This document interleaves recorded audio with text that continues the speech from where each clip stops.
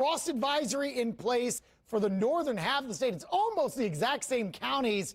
It has been extended a little bit farther south compared to yesterday. Marion County is included, so is Hendricks, so is Hancock County. So those are counties that have been newly included into these frost advisories. We'll watch the numbers. I don't expect widespread frost, but look, if you're just getting home from work, you still have some time before we hit the coldest part of the morning. You may want to cover up those plants, so just think about that. Again, like I said, patchy frost in very well-protected areas. Winds are lighter this morning, so that's kind of cause for concern.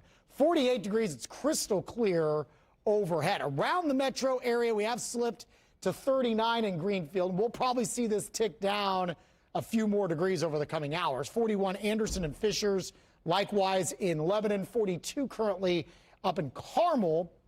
Up north, we're down to 36 in Muncie. That would be cold enough for some frost formation. 37 in Kokomo and Richmond. Up north, 39 Flora, 37 Kokomo and Tipton, 38 in Hartford City, and 39 currently in Marion for this morning.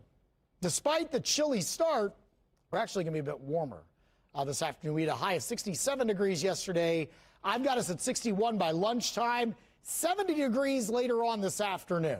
Full blast sunshine for the first half of the day. I do anticipate that we could see a few clouds working in as we get into the afternoon, but I really don't think it's going to create any major problems for you if you're heading to high school football for tonight. Close to 70 at kickoff and mid-60s by the drive home. So wonderful night again for high school football.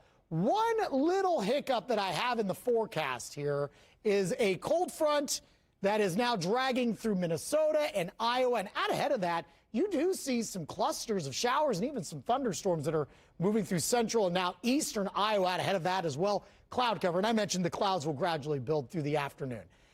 This is running into a lot of dry air. So I don't think rain is going to be a huge problem, but I think it's worth a mention, mainly because there's just not a lot to talk about in this forecast, that we could have a few showers. Let's go ahead and roll Futurecasts here and get you through around lunchtime. Again, mainly sunny. Here comes that cold front, 7 p.m. tonight, now kind of moving into northwestern Indiana. There might be a few spots of rain. I think the best chances for any showers, now this is at 2 a.m., I think late night and into the early overnight hours is going to be in that circled area there, okay? Once this front moves through, we quiet down, and then the rest of the weekend looks lovely. Saturday, maybe a few clouds early, and then sunshine returning full blast in the afternoon, 72. And then very pleasant Sunday with mostly sunny skies, and numbers will also be in the lower 70s. Hope, plumbing, heating, and cooling.